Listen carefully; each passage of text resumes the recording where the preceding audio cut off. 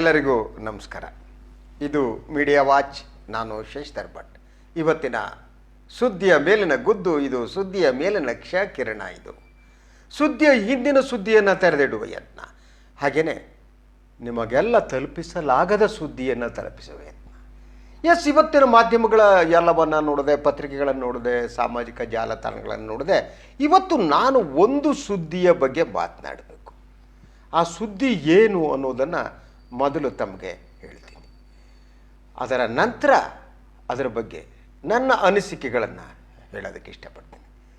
ಸುದ್ದಿಯ ಶೀರ್ಷಿಕೆ ಹೀಗಿದೆ: State Bank lends 1200 crore to Patanjali to buy Ruchi Soya despite zero recovery and ₹746 crore write off. ಇದು ಭಾಳ ಮಾತು ಸುದ್ದಿ ಮೇನ್ ಸ್ಟ್ರೀಮ್ ಮೀಡಿಯಾದಲ್ಲಿ ಗಮನಿಸಿಲ್ಲ. ಇದರಲ್ಲಿ ನಾನು ಎರಡು ವಿಚಾರಗಳನ್ನು ತಮಗೆ ಸ್ಪಷ್ಟಪಡಿಸಬೇಕು. ಒಂದು, ಈ ಒಂದು ಪತಂಜಲಿ ಯೋಗ ಸಂಸ್ಥೆ ಏನಿದೆ ಅದು ಸ್ವಾಮಿ ರಾಮದೇವ್ ಅವರಿಗೆ ಸೇರಿದ್ದು, ಯೋಗ ಗುರು ಅವರಿಗೆ ಸೇರಿದ್ದು. ಈ ಸುದ್ದಿ ಏನು ಹೇಳುತ್ತೆ? ಈ ಹಿಂದೆ ನೀಡಿದ 746 ಕೋಟಿ ರೂಪಾಯಿ ಸಾಲವನ್ನು ಮನ್ನಾ ಮಾಡಿ ಹೊಸದಾಗಿ ಸ್ಟೇಟ್ ಬ್ಯಾಂಕ್ 1200 ಕೋಟಿ ರೂಪಾಯಿಗಳನ್ನು ಸನ್ಮಾನ್ಯ ಗೌರವಾನ್ವಿತ ಯೋಗ ಗುರು ರಾಮದೇವ್ ಅವರ ರುಚಿ ಸೋಯಾ ಖರೀದಿಸೋದಕ್ಕೆ ಕೊಟ್ಟಿದೆ. ಅಂದರೆ ಇದು ಭಾಳ ಸ್ಪಷ್ಟವಾಗಿ ಹಳೆಯ ಸಾಲ ಮನ್ನಾ ಮಾಡೋದು, ಹೊಸ ಸಾಲ ಕೊಟ್ಟಿದ್ದು. ಇಷ್ಟಕ್ಕೆ ನಿಂತಿಲ್ಲ. ಇದರ ಹಿಂದೆ ಏನೇನಿದೆ ನೋಡಿ, ಸ್ಟೋರಿಯನ್ನು ನಾನು ತಮಗೆ ತಲುಪಿಸೋದಕ್ಕೆ ಯತ್ನ ಮಾಡ್ತೀನಿ. State Bank of India response to a shareholder had unveiled strange banking practices which suggests callous disregard for recovering bad debts. The well-guarded Ruchi Soya Industries, whose share prices are ramping today, is a prime example. ಏನು ಈ ಸಂಸ್ಥೆ ಏನಿದೆ, ರುಚಿ soya industries ಅನ್ನುವ ಸಂಸ್ಥೆ, ಇದು ರಾಮದೇವಕ್ಕೆ ಸೇರಿದೆ. ಏನು ಹೇಳ್ತಾರೆ? ಒಂದು ಹೊಸ ಫೈನಾನ್ಷಿಯಲ್ ಪ್ರಾಕ್ಟೀಸನ್ನೇ State Bank of India start ಮಾಡಿದೆ. ಹಳೆ ಕೊಟ್ಟ ಸಾಲನೇ ವಾಪಸ್ ಕೊಟ್ಟಿಲ್ಲ ಮನುಷ್ಯ, ಅವರಿಗೆ ಹೊಸದಾಗಿ ಸಾಲ ಕೊಡುವಂಥದ್ದು. ಇದು ಎಲ್ಲಾದರೂ ನಡೆಯೋಕ್ಕೆ ಸಾಧ್ಯನಾ ಅಂತ ಸಾಮಾನ್ಯ ಜನ, ನೀವು ಸಾಲ ತಗೊಂಡ್ರೆ ಅದನ್ನ ಮರುಪಾವತಿ ಮಾಡದಿದ್ದರೆ ಏನಾಗುತ್ತೆ ಅನ್ನೋದು ಗೊತ್ತು. ಈ ಸ್ಟೋರಿ ನೋಡಿ. ಇನ್ financial year 2019 and 20, SBI wrote off 746 crore of non-performing assets of ರುಚಿ ಸೋಯಾ ಇಂಡಸ್ಟ್ರೀಸ್. 746 ಕೋಟಿ ರೂಪಾಯಿ ಸಾಲ ಏನಿದೆ, ಆ ಸಾಲವನ್ನು ರೈಟ್ ಆಫ್ ಮಾಡಿದೆ ಸ್ಟೇಟ್ ಬ್ಯಾಂಕ್ ಆಫ್ ಇಂಡಿಯಾ. ಆ ಸಾಲ ಪಡೆದದ್ದು ರುಚಿ ಸೋಯಾ ಇಂಡಸ್ಟ್ರೀಸ್ ಅನ್ನುವ ರಾಮದೇವ್ ಅವರ ಕಂಪನಿ. 746 ಕೋಟಿ ಸಾಲ ಮನ್ನಾ ಮಾಡ್ತೀರಿ, ಹೊಸದಾಗಿ 1200 ಕೋಟಿ ರೂಪಾಯಿ ಕೊಡ್ತೀರಿ. ಅಂತ ವಾ ಈ ದೇಶ ಎಲ್ಲಿವರೆಗೆ ಬಂತು ನೋಡಿ ಸ್ವಾಮಿ, ನೋಡಿ. and has not recovered a single rupee from the company. 746 ಕೋಟಿ ರೂಪಾಯಲ್ಲಿ 1 ರೂಪಾಯಿ ವಾಪಸ್ ಪಡೆದಿಲ್ಲ ಮತ್ತು ಹೊಸ ಸಾಲ. The plan approved under the insolvency and bankruptcy code had indicated that SBI would recover ₹883 crore against its admitted claim of 1816 crore. State Bank of India Ramdev ಅವರ soya ರುಚಿ ಇಂಡಸ್ಟ್ರೀಸಿಗೆ 1816 ಕೋಟಿ ರೂಪಾಯಿಯನ್ನು ಸಾಲ ಕೊಡುತ್ತೆ. ಅದರಲ್ಲಿ 746 ಕೋಟಿ ರೂಪಾಯಿ ಮನ್ನಾ ಮಾಡುತ್ತೆ. ಉಳಿದ 800 ಕೋಟಿ ರೂಪಾಯಿ ಏನಿದೆ ಅದನ್ನು ವಾಪಸ್ ಪಡಿತೀವಿ, 883 ಕೋಟಿ ಅಂತ ಹೇಳುತ್ತೆ. ಯಾವುದು ಪ್ರಕಾರ? ಅದು ಇನ್ಸಾಲ್ವೆನ್ಸಿ ಆ್ಯಂಡ್ ಬ್ಯಾಂಕ್ರಪ್ಟಸಿ ಕೋಡ್ ಪ್ರಕಾರ. ಅಂದರೆ ಈ ಸಂಸ್ಥೆ ಏನಿದೆ ಅದು ಬ್ಯಾಂಕ್ರಪ್ಟ್ ಆಗಿದೆ, ಮುಳುಗೋಗಿದೆ ಅಂತ ಹೇಳ್ತೀರಿ. ಮುಳುಗೋಗಿದೆ ಅಂತೇಳಿ 746 ಕೋಟಿ ರೂಪಾಯಿಯನ್ನು ಮನ್ನಾ ಮಾಡ್ತೀರಿ. ಆ ಮುಳುಗೋಗಿರುವ ಸಂಸ್ಥೆಗೆ ಮತ್ತೆ ಹೊಸದಾಗಿ 1200 ಕೋಟಿ ರೂಪಾಯಿ ಸಾಲ ಕೊಡ್ತೀರಿ. ಈ ಸುದ್ದಿ ಪ್ರಕಾರ ಇಷ್ಟೇ ಅಲ್ಲ. SBI was a part of consortium of banks that lent ₹3,200 crore to Patanjali Ayurveda for its acquisition. So ಈ ವರದಿಯ ಪ್ರಕಾರ ಹಲವು ಬ್ಯಾಂಕ್ಗಳ ಒಂದು ಕನ್ಸೋರ್ಟಿಯಮ್ಮನ್ನು ರಚಿಸಿಬಿಟ್ಟು 3200 ಕೋಟಿ ರೂಪಾಯಿಯನ್ನು ಪತಂಜಲಿ ಆಯುರ್ವೇದಕ್ಕೆ ನೀಡಲಾಗುತ್ತೆ. In fact several banks led by SBI had made claims of over 12,146 crore against Ruchi Soya before the bankruptcy court. ಈ ರಾಮದೇವ್ ಅವರ ರುಚಿ ಸೋಯಾ ಇಂಡಸ್ಟ್ರೀಸ್ ಏನಿದೆ ಅದು ದಿವಾಳಿ ಆಗಿದೆ ಅಂತ ನ್ಯಾಯಾಲಯದ ಮುಂದೆ ಕ್ಲೇಮ್ ಮಾಡೋಕ್ಕೆ ಹೋಗುತ್ತೆ. ಆವಾಗ ಬೇರೆ ಬೇರೆ ಬ್ಯಾಂಕ್ಗಳಿಗೆ ಈ ಸಂಸ್ಥೆ ಕೊಡಬೇಕಾದ ಒಟ್ಟು ಸಾಲದ ಪ್ರಮಾಣ 12,146 ಕೋಟಿ ರೂಪಾಯಿಗಳು. 12,146 ಕೋಟಿ ರೂಪಾಯಿಗಳನ್ನು ಒಟ್ಟಾರೆಯಾಗಿ ಬೇರೆ ಬೇರೆ ಬ್ಯಾಂಕ್ಗಳಿಗೆ ಕೊಡಬೇಕು. ಸೊ ನಾನು ದಿವಾಳಿ ಆಗಿದ್ದೇನೆ ಅಂತ ದಿವಾಳಿ ನೋಟಿಸ್ ತಗೊಳ್ಳೋದಕ್ಕೆ ರಾಮದೇವ್ ಅವ್ರ ಕಂಪ್ನಿ ಬ್ಯಾಂಕ್ ಮುಂದೆ ಹೋಗುತ್ತೆ. ಅದರಲ್ಲಿ ಯಾವುದ್ಯಾವುದು ಎಷ್ಟು ನೋಡಿ, SBI had the highest exposure. ಅತಿ ಹೆಚ್ಚು ದುಡ್ಡು ಕೊಟ್ಟಿದ್ದು SBI 1,800 ಕೋಟಿ ರೂಪಾಯಿ, followed by central bank of India 816 ಕೋಟಿ ರೂಪಾಯಿ, Punjab national bank 743 crore rupees, standard chartered bank of India 608 crores and DBS 2,043 crore. It would probably be safe to surmise that the other public sector banks in the consortium have made similar write-offs. 12,000 ಕೋಟಿ ರೂಪಾಯಿ ಹಣವನ್ನು ರಾಮದೇವ್ ಅವ್ರ company ಕೊಡ್ತೀರಿ, ಅದನ್ನು right of ಮಾಡ್ತೀರಿ. 12,000 ಕೋಟಿ ರೂಪಾಯಿ ನಮ್ಮ ಸಾಮಾನ್ಯ ರೈತ ತೆಗೆದುಕೊಳ್ಳುವ 100, 1000, 2000, 10,000ಕ್ಕಾಗಿ ಮನೆ ಜಪ್ತಿ ಮಾಡ್ತೀರಿ, ಗಲಾಟೆ ಮಾಡ್ತೀರಿ.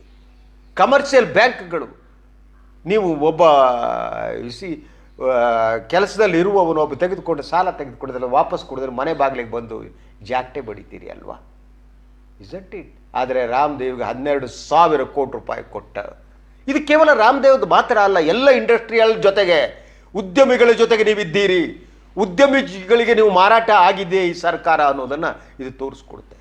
ಸ್ವಾಮಿಗಳು, ಡೋಂಗಿ ಜ್ಯೋತಿಷಿಗಳು ನಿಮ್ಮನ್ನು ಖರೀದಿ ಮಾಡಿದ್ದಾರೆ, ನಿಮ್ಮನ್ನು ಆಟ ಆಡಿಸ್ತಾರೆ, ನಿಮ್ಮ ನಡುವೆ ಒಂದು ಅನೈತಿಕವಾದ ಸಂಬಂಧ ಇದೆ ಅನ್ನೋದು ಪ್ರೂವ್ ಮಾಡ್ತಾ ಇಲ್ದಿದ್ರೆ ರಾಮದೇವ್ ಅವರಿಗೆ 12,000 ಕೋಟಿ ರೂಪಾಯಿಯನ್ನು ಹೇಗೆ ನೀವು ಬಿಡ್ತೀರಿ? ಸಾಲ ಕೊಟ್ಬಿಟ್ಟು ಅದನ್ನ ರೈಟ್ ಆಫ್ ಹೇಗೆ ಮಾಡ್ತೀರಿ?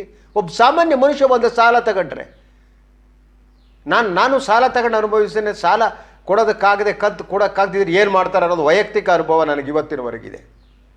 ಪ್ರತಿದಿನ ಬ್ಯಾಂಕ್ಗಳಿಂದ ಅಲ್ಲಿಂದ ನಾವು ಫೋನ್ ಬರುತ್ತೆ ಅಂತ ಒಳಗಡೆ ಡವ ಅಂದ್ಕೊಂಡಿರ್ತೀವಿ, ಬಂದರೆ ಏನಪ್ಪ ಹೇಳೋದು ಅಂದ್ಕೊಂಡಿರ್ತೀವಿ. ನಮ್ಗೆ ಯಾರೋ ರೈಟ್ ಆಫ್ ಮಾಡೋರು ಇಲ್ವಲ್ಲಪ್ಪ, ಯಾರೂ ರೈಟ್ ಆಫ್ ಮಾಡಲ್ಲ. ನಾವು ಜೀವನಕ್ಕಾಗಿ ತಗೊಂಡಿರ್ತೀವಿ, ಮನೆ ಸಾಲ ತಗೋತೀವಿ, ವಾಹನ ಸಾಲ ತಗೋತೀವಿ, ಯಾರಿಗೂ ಮೋಸ ಮಾಡೋದಕ್ಕಲ್ಲ ಸ್ವಾಮಿ. ಒಬ್ಬ ಸಾಮಾನ್ಯ ಮನುಷ್ಯ ತಗೊಂಡಿರ್ತಾರೆ, ಅವರ ಸಣ್ಣ ಪುಟ್ಟ ಕನಸುಗಳನ್ನು ಈಡೇರಿಸ್ಕೊಳ್ಳೋದಕ್ಕೆ ತಗೋತಾರೆ. ಅಂಥವ್ರಿಗೆ ಸಾಲ ತೆಗೆದ್ರೆ ನೀವು ಆ ಸಾಲವನ್ನು ಹೇಗೆ ಜಪ್ತಿ ಮಾಡ್ತೀರಿ ಸ್ವಾಮಿ? ಆದರೆ ಈ ರಾಮದೇವ್ ಅಂತವರು ಇಂಡಸ್ಟ್ರಿಯಲಿಸ್ಟ್ಗಳಿಗೆ ಏನು ಮಾಡ್ತೀರಿ ನೀವು?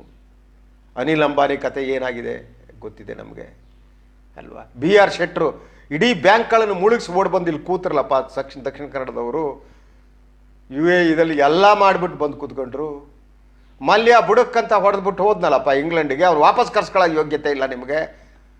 15 ದಿವಸದಲ್ಲಿ ಬರ್ತಾರೆ ಅಂತ ನಿಮ್ಮ ಎಲ್ಲ ಹ್ಯಾಂಗ್ ಪುಂಗ್ಲಿಗಳು ಇನ್ನೊಂದು ಪುಂಗ್ಲಿಗಳೆಲ್ಲ ಭಾಷಣ ಹೊಡೆದಿದ್ದು 2 ವರ್ಷದ ಹಿಂದೆ. 15 ದಿವಸದಲ್ಲಿ ಮೋದಿ ಹೋಗಿ ಬಂದುಬಿಡ್ತಾರೆ. ಎಲ್ಲಿ ಬಂದರು ಸ್ವಾಮಿ? ಇಲ್ಲಿರೋರು ಹಿಡೀರಪ್ಪ, ಕಳ್ಳ ಸ್ವಾಮಿಗಳನ್ನು ಅಯೋಗ್ಯರನ್ನು ಹಿಡೀರಿ ನೀವು. ಆ ಶಕ್ತಿ ಇದೆಯಾ ನಿಮಗೆ?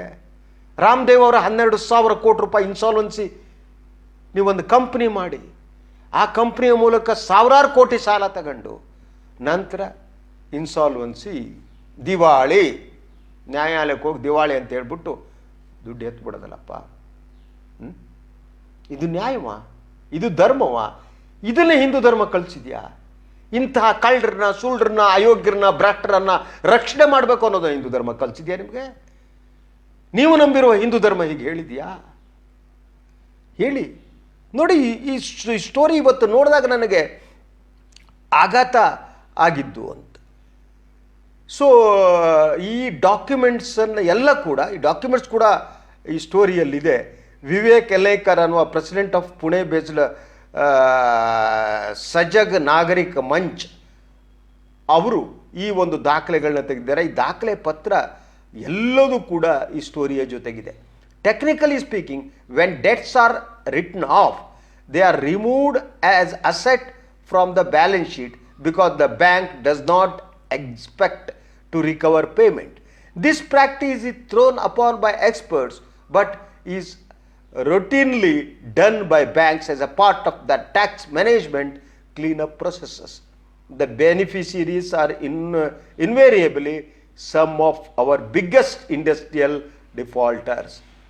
ಬ್ಯಾಂಕಿಂಗ್ ಇಂಡಸ್ಟ್ರಿಯನ್ನು ಮುಳುಗಿಸ್ತಾ ಇದ್ದ ಒಬ್ಬ ಸಾಮಾನ್ಯ ರೈತ ಅಲ್ಲ ಕಣ್ರಿ. ಬ್ಯಾಂಕ್ ಇಂಡಸ್ಟ್ರಿಯನ್ನು ಮುಳುಗಿಸ್ತಾ ಇರುವವರು ಯಾವನೋ ಒಬ್ಬ 1,000 ರೂಪಾಯಿ ಸಂಬಳ ತೆಗೆದುಕೊಂಡು ತನ್ನ ಬದುಕನ್ನು ನಿರ್ವಹಿಸುವ ಒಬ್ಬ ವ್ಯಕ್ತಿ ಅಲ್ಲ ಕಣ್ರಿ. ಬ್ಯಾಂಕನ್ನು ಮುಳುಗಿಸ್ತಾ ಇರುವವರು ನಮ್ಮ ರೈತ ಸಮುದಾಯ ಅಲ್ಲ ಕಣ್ರಿ. ಬ್ಯಾಂಕನ್ನು ಮುಳುಗಿಸ್ತಾ ಇರುವವರು ಕೂಲಿ ಕಾರ್ಮಿಕರಲ್ಲ ಕಣ್ರಿ. ಇಂಥವರು ಮುಳುಗಿಸ್ತಾ ಇದ್ದಾರೆ. ಆದರೆ ನೀವು ಅವರ ರಕ್ಷಣೆಗೆ ನಿಲ್ಲಿಸಿದ್ದೀರಿ. ನಾನು ಈ ಮಾತನ್ನು ಹೇಳುವಾಗ ರಾಮದೇವ್ ಅವರ ಯೋಗವನ್ನು ನಾನು ತಿರಸ್ಕಾರ ಮಾಡ್ತೀನಿ ಅಂತಲ್ಲ. ಯೋಗದ ಹೆಸರಿನಲ್ಲಿ ಮಾಡುವ ಮೋಸ, ಯೋಗದಲ್ಲಿ ಏನೋ ಇದೆ. ಸ್ಟಿಲ್ ನಾನು ಪ್ರತಿದಿನ ಯೋಗ ಪ್ರಾಕ್ಟೀಸ್ ಮಾಡ್ತೀನಿ. ಯೋಗ ನನಗೆ ಶಕ್ತಿಯನ್ನು ಕೊಡುತ್ತೆ. I believe in that. ನನಗೆ ಸಂತೋಷ ಇದೆ. ಆದರೆ ನಮಗೆ ಕಪಾಲಭಾತಿ ಮಾಡಿಸ್ಬಿಟ್ಟು, ನಮ್ಮ ಹೊಟ್ಟೆಯನ್ನು ಆ ಕಡೆ ಈ ಕಡೆ ತಿರ್ಸ್ಬಿಟ್ಟು, ನಮ್ಮ ಕೈ ಕಾಲುಗಳನ್ನು ಆ ಕಡೆ ತಿರ್ಸ್ಬಿಟ್ಟು ನೀವು ದುಡ್ಡು ಹೊಡ್ಕೊಂಡು ಹೊಂಟೋಗ್ಬಿಡೋದ? ಅದಕ್ಕೆ ಈ ಸರ್ಕಾರದಲ್ಲಿ ಕಾಣೋದು ಈ ಕಳ್ಳು ಸುಳ್ಳು ಸ್ವಾಮಿಗಳು ಮತ್ತು ಸರ್ಕಾರದ ನಡುವಿನ ಒಂದು ಅನೈತಿಕವಾದ ಸಂಬಂಧ ಅಂತ. ಇನ್ನೆಷ್ಟು ಸ್ವಾಮಿಗಳು ಕಾವಿ ಧರಿಸಿದವರು ಈ ರೀತಿ ಮೋಸ ಮಾಡಿದವರು ನನಗೆ ಗೊತ್ತಿಲ್ಲ, ಮಾಡ್ತಿದ್ದಾರೋ ಗೊತ್ತಿಲ್ಲ. ಅವರು ರಕ್ಷಣೆಯನ್ನು ಮಾಡ್ತಿದ್ದೀರಲ್ಲ ನೀವು. ಇದು ಮಾನವಂತರು ಮಾಡೋ ಕೆಲಸನ. ಬ್ಯಾಂಕ್ಗಳು ಮುಳುಗೋಗ್ಬಿಟ್ಟಿವೆ ಅಂತ ಹೇಳಿಬಿಟ್ಟು ಸಿ ಬ್ಯಾಂಕ್ಗಳನ್ನು ಒಂದಕ್ಕೊಂದು ವಿಲೀನ ಮಾಡ್ತೀರಿ. ಹಾಗೆ ಲಾಸ್ ಮಾಡಿದ ಬ್ಯಾಂಕ್ಗಳನ್ನೆಲ್ಲ ಉಳಿಸೋಕ್ಕೆ ಟ್ರೈ ಮಾಡ್ತೀರಿ. ಇಡೀ ಉತ್ತರ ಭಾರತದ ಗುಜರಾತ್ನ ಬ್ಯಾಂಕ್ಗಳು ಮುಳುಗೋಗುವ ಬ್ಯಾಂಕ್ಗಳನ್ನ ತಂದು ಕರ್ನಾಟಕದಲ್ಲಿ ಹುಟ್ಟಿದಂಥ ಬ್ಯಾಂಕ್ಗಳು ವಿಜಯ ಬ್ಯಾಂಕ್ ಅಂತ, ಅದು ನಾನು ಮೊನ್ನೆನೂ ಹೇಳಿದೆ, ಸುಂದರರಾಮ್ ಶೆಟ್ಟರ್ ಕನಸಿನೊಂದಿಗೆ ಕಟ್ಟಿದ್ದು. ಇಡೀ ಕರ್ನಾಟಕದಲ್ಲಿ ಹುಟ್ಟಿ ಅತ್ಯುತ್ತಮ ಕೆಲಸ ಮಾಡಿದ ಬ್ಯಾಂಕ್ಗಳೆಲ್ಲ ತಗೊಂಡು ಹೋಗ್ಬಿಟ್ಟು ಮುಳುಗೋದ ಬ್ಯಾಂಕ್ಗಳ ಜೊತೆ ವಿಲೀನ ಮಾಡಿಸ್ತೀರಿ. ಮತ್ತೆ ಈ ರೀತಿ ಸಾಲಗಳನ್ನು ಕೊಟ್ಟು ಬ್ಯಾಂಕ್ಗಳನ್ನು ಮುಳುಗಿಸ್ತೀರಿ. ಇದೊಂದು ಬಹುದೊಡ್ಡ ಮೋಸದ ಒಂದು ಜಾಲ ಕಣ್ರಿ. ಇದು ಬ್ಯಾಡ್ ಡೆಟ್ಸ್ ಆಗುತ್ತೆ, ಹೊರಟೋಗ್ಬಿಡುತ್ತೆ. ಬಹುತೇಕ ಪಬ್ಲಿಕ್ ಸೆಕ್ಟರ್ ಬ್ಯಾಂಕ್ಗಳ ಕತೆ ಇದಾಗಿದೆ. ಈಗ ಬ್ಯಾಂಕ್ಗಳನ್ನೇ ಬೇರೆಯವ್ರಿಗೆ ಖಾಸಗಿ ಬೇಕಾದ್ರೆ ಮಾರಾಟ ಮಾಡ್ತೀರಿ. ನೀವು ಅವ್ರ ಅಸೆಟ್ಗಳನ್ನ ಮಾರಾಟ ಮಾಡ್ತೀರಿ ಅಲ್ವಾ? ಹೇಳಿ, ಇದಕ್ಕೆ ಯಾರು ಜವಾಬ್ದಾರರು ಅಂತ ಹೇಳಬೇಕು. Responsibility should be fixed. ಬ್ಯಾಂಕ್ಗಳಲ್ಲಿರುವ ಹಣ ಅಂದರೆ ಜನಸಾಮಾನ್ಯರ ಹಣ, ಅದು ಠೇವಣಿದಾರರ ಹಣ. ಅದು ಅವರ ಸಾಮಾನ್ಯ ಜನ ಠೇವಣಿ ಇಡುವವರಿದಾರಲ್ಲ, ಅವರು ತಮ್ಮ ರಕ್ತ ಬೆವರು ಸುರಿಸಿ ಬ್ಯಾಂಕ್ನಲ್ಲಿಟ್ಟಿರ್ತಾರೆ. ಬ್ಯಾಂಕ್ ಅನ್ನುವುದು ಒಂದು ನಂಬಿಕೆ ಕಣ್ರಿ. ಬದುಕು ಅನ್ನುವುದೇ ಒಂದು ನಂಬಿಕೆ. ಹಾಗೆ ಬ್ಯಾಂಕ್ ಕೂಡ ಒಂದು ನಂಬಿಕೆ ಅಲ್ವಾ? ಈ ನಂಬಿಕೆ ಮೇಲಿಟ್ಟ ಹಣ ಈ ರೀತಿ ದುರುಪಯೋಗ ಆದರೆ, ಸಾಮಾನ್ಯ ಜನರ ಹಣವನ್ನು ನೀವು ಸಂಗ್ರಹಿಸಿ ಆ ಹಣವನ್ನು ಇಂಥ ಕಳ್ಳರು, ಸುಳ್ಳು, ಡೊಂಗಿ ಸ್ವಾಮಿಗಳಿಗೆ ನೀಡಿ, ಇಂಡಸ್ಟ್ರಿಯಲಿಸ್ಟ್ಗಳಿಗೆ ನೀಡಿ, ಅವರು ಸಾವಿರಾರು ಕೋಟಿ ಹೊಡ್ಕೊಂಡು ವಿದೇಶಕ್ಕೆ ಹೊರಟೋಗ್ತಾರೆ. ರಾಮದೇವ್ ವಿದೇಶಕ್ಕೆ ಹೋಗಲ್ಲ ಅನಿಸುತ್ತೆ ನನಗೆ. But this is the horrible thing. ಇಡೀ ನಾನ್ ಪರ್ಫಾರ್ಮಿಂಗ್ ಅಸೆಟ್ ಅಂತ ಹೇಳಿಬಿಟ್ಟು ಎಷ್ಟು ಮಾಡಿದ್ದೀರಿ. ಆವಾಗ ಎಲ್ಲ ಭಕ್ತರುಗಳು, ಎಲ್ಲ ಎಕಾನಮಿಸ್ಟ್ಗಳೇ ಬಂದ್ಬಿಟ್ಟು ನಾನ್ ಪರ್ಫಾರ್ಮಿಂಗ್ ಅಸೆಟ್ ಅಂದರೆ ಏನು, ಹಾಗೆ ಹೀಗೆ ಎಲ್ಲ ಭಾಷಣ ಹೊಡ್ಕೊಂಡು ಹೋದ್ರಲ್ಲಪ್ಪ. ನಾನ್ ಪರ್ಫಾರ್ಮಿಂಗ್ ಅಸೆಟ್ ಅನ್ನೋದೇ ವಾಪಸ್ ಬರೆದಿರೋ ಹಣ ಸ್ವಾಮಿ ಅಂದೆ ನಾನು ಅವತ್ತು. ಭಕ್ತರು ಕೇಳಿಲ್ಲ. ಭಕ್ತರು ಇದಕ್ಕೆ ಉತ್ತರ ಕೊಡಬೇಕು. ರಾಮದೇವ್ ಅವರಿಗೆ ತಾವು ಇದೇ ರೀತಿ ಹಣವನ್ನು ಕೊಳ್ಳೆ ಹೊಡೆಯೋದಕ್ಕೆ ಬಿಡ್ತೀರಾ? ಇನ್ನೊಂದು ಸಲ ಸ್ಪಷ್ಟಪಡ್ತೀನಿ, ಅವ್ರ ಯೋಗದ ಬಗ್ಗೆ, ಅವರ ಕೆಲವು ಔಷಧಗಳ ಬಗ್ಗೆ ಒಳ್ಳೆಯ ಅಭಿಪ್ರಾಯ ಇದೆ. I don't say that. ಆದರೆ ನಿಮಗೆ ಯಾರು ಈಗ ಮೋಸ ಮಾಡೋದಕ್ಕೆ ಅವಕಾಶ ಕೊಟ್ಟವರು? 12,000 ಕೋಟಿ ರೂಪಾಯಿ ತಾವು ತೆಗೆದುಕೊಂಡು ನಾಮ ಹಾಕ್ಬಿಟ್ರಲ್ಲಪ್ಪ, ಹಾಕ್ತಿದ್ದೀರಲ್ಲ. ಹೋಗಿ ದಿವಾಳಿ, ಇಡೀ ಸೋಯಾ ಇಂಡಸ್ಟ್ರೀಸು ದಿವಾಳಿ ಅನ್ನುವ ಒಂದು ಹಣೆಪಟ್ಟಿಯನ್ನು ಹಚ್ಕೊಳ್ಳೋದಿದೆಯಲ್ಲ, ಇದಕ್ಕೆ ಯಾರು ಜವಾಬ್ದಾರು? ಸರ್ಕಾರ ಹೇಳಬೇಕು ಅಂತ. ಸೊ ಪ್ರಿಯ ವೀಕ್ಷಕರು, ಇನ್ನೂ ಹಲವು ವಿಚಾರಗಳ ಬಗ್ಗೆ ನಾನು ಮಾತನಾಡಬೇಕಾಗಿತ್ತು, ಆದರೆ ಇವತ್ತು ಸಮಯ ಆಗ್ತಾ ಇದೆ ಮೀಡಿಯಾ ವಾಚ್ದು. ನಾನು ವೆಂಕಟರಮಣಗೌಡರು ಇನ್ನೊಂದು ವಿಚಾರದ ಬಗ್ಗೆ ಮಾತಾಡ್ತೀವಿ ನಂತರ. ಅದು ರಾಜಕಾರಣಕ್ಕೆ ಸಂಬಂಧಪಟ್ಟಿದ್ದು. ಅದು ಏನು 24 ನಿಗಮ ಮಂಡಳಿಗಳಿಗೆ ಅಧ್ಯಕ್ಷರನ್ನು ನೇಮಿಸಿ ನಂತರ 4 ಜನರನ್ನು ಕೈ ಬಿಟ್ಟು 20 ಜನರಿಗೆ ಮಾಡಿದ್ದು. ಅದ್ರ ಬಗ್ಗೆ ನಾವು ಚರ್ಚೆ ಮಾಡ್ತೀವಿ.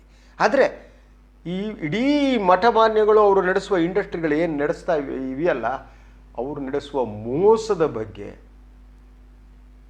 ಎಸ್ ಡೆಫಿನೆಟ್ಲಿ ಒಂದು ತನಿಖೆ ನಡೆಸಬೇಕು. ಯಾವತ್ತೂ ಕೂಡ ಒಂದು ಧರ್ಮ ಮತ್ತು ರಾಜಕಾರಣ ಬೆರೆತರೆ ಅಪಾಯಕಾರಿಯಾದದ್ದು. ಆದರೆ ಇಂತಹ ಕಳ್ಳ ಸುಳ್ಳು ಸ್ವಾಮಿಗಳಿಗೆ ಸರ್ಕಾರದ ಕೃಪಾಶೀರ್ವಾದ ಇದ್ದರೆ ಆ ಸಮಾಜ ಉಳಿಯಲ್ಲ ಕಣ್ರಿ, ಆ ಸಮಾಜ ಉಳಿಯಲ್ಲ. ಇಲ್ಲಿ ಧರ್ಮ ಮತ್ತು ರಾಜಕಾರಣದ ಒಂದು ಅನೈತಿಕವಾದ ಸಂಬಂಧ ಇದೆ. ಇವರಿಗೆ ಅವರು ಆಶೀರ್ವಾದ ಮಾಡ್ತಾರೆ, ಅವರು ಇವರ ರಕ್ಷಣೆ ಮಾಡ್ತಾರೆ. ಆಶೀರ್ವಾದ ಮಾಡುವವರು ಕಳ್ಳರೆ, ಆಶೀರ್ವಾದ ತೆಗೆದುಕೊಳ್ಳುವವರು ಕಳ್ಳರೆ ಅಲ್ವಾ. ಅವರು ಕಾಸು ಹೊಡಿತಾರೆ, ಸಾವಿರಾರು ಕೋಟಿ ಹೊಡೆದ್ಬಿಟ್ಟು ಅದು ಯಾರಿಗೆ ಎಲ್ಲಿ ಕೊಡ್ತಾರೋ ಗೊತ್ತಿಲ್ಲ. ಅದಕ್ಕೆ ರಾಜಕೀಯದ ಪಾಲು ಎಷ್ಟು ಗೊತ್ತಿಲ್ಲ, ರಾಜಕಾರಣಿಗಳ ಪಾಲು ಇರಲೇಬೇಕಲ್ವಾ.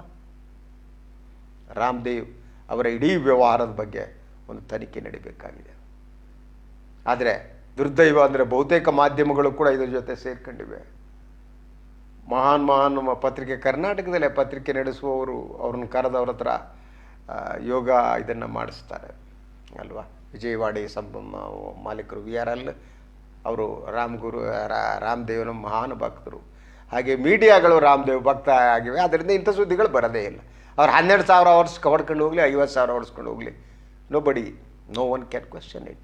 ಬಟ್ ಈ ಮಾಡದಿರೋ ಕೆಲಸವನ್ನು ಸಾಮಾಜಿಕ ಜಾಲತಾಣಗಳು ಮಾಡ್ತೀವಿ ಅನ್ನೋದು. ನಾನು ಈ ಸುದ್ದಿಯನ್ನು ನೋಡಿದ್ದು ಏನು ಅಂತಂದರೆ, ಒಂದು ಮಹತ್ವದ ಪತ್ರಿಕೆಯಲ್ಲಿ ಅದು ಸಾಮಾಜಿಕ ಜಾಲತಾಣ moneylife.in ಅಂತ ತಾವು ಹೋಗಿ ಈ ವರದಿಯನ್ನು ನೋಡ್ಬೋದು. ಯಾಕಂದರೆ ಮೇನ್ ಸ್ಟ್ರೀಮ್ನಲ್ಲಿ ಇಂಥ ಸುದ್ದಿಗಳು ಸಿಗೋದಿಲ್ಲ. moneylife.in ಇದ್ರ ಕುರಿತ ಸುದ್ದಿ ಇದೆ, ಭಾಳ ಕ್ಲಿಯರ್ ಆಗಿದೆ, ವಿತ್ ಡಾಕ್ಯುಮೆಂಟ್ಸ್ ಇದೆ. State Bank lends 1,200 crore to Patanjali to buy Ruchi Soya despite zero recovery and ₹746 crore write-off. ಅನ್ಯಾಯ ಕಣ್ರಿ, ಮಹಾನ್ ಅನ್ಯಾಯ ಕಣ್ರಿ. ಇದೇ ದೇಶದ್ರೋಹ ಕಣ್ರಿ, ಇನ್ಯಾವುದೂ ಅಲ್ಲ. ಯಾರೋ ಅಲ್ಲೇನೋ ಮಾತಾಡಿದ್ರು, ಇನ್ನೊಂದು ಮಾತಾಡಿದ್ರು ಅಂತ ದೇಶದ್ರೋಹದ ಕೇಸ್ಗಳನ್ನು ಹಾಕಿ ಎಲ್ಲರನ್ನು ಬಡ್ದು ಒಳಗೆ ಹಾಕ್ತಿದ್ದಿರಲ್ಲ. ಇದಕ್ಕಿಂತ ದೊಡ್ಡ ದೇಶದ್ರೋಹ ಬೇಕಾ? ಸಾವಿರಾರು ಕೋಟಿ ಮುಳುಗಿಸೋದು ದೇಶದ್ರೋಹ ಅಲ್ವಾ? ಈ ಪ್ರಶ್ನೆಗೆ ನಾವು ಉತ್ತರ ಕಂಡುಕೋಬೇಕಾಗಿದೆ ಅಂತ ಹೇಳ್ತಾ ಇವತ್ತಿನ ಮೀಡಿಯಾ ವಾಚನ್ನು ಮುಗಿಸ್ತೇನೆ. ಮತ್ತೆ ಬರ್ತೀನಿ ತಮ್ಮ ಜೊತೆ ಮಾತನಾಡೋದಕ್ಕೆ. ಎಲ್ಲರಿಗೂ ಒಳ್ಳೆಯದಾಗಲಿ. ನಮಸ್ಕಾರ.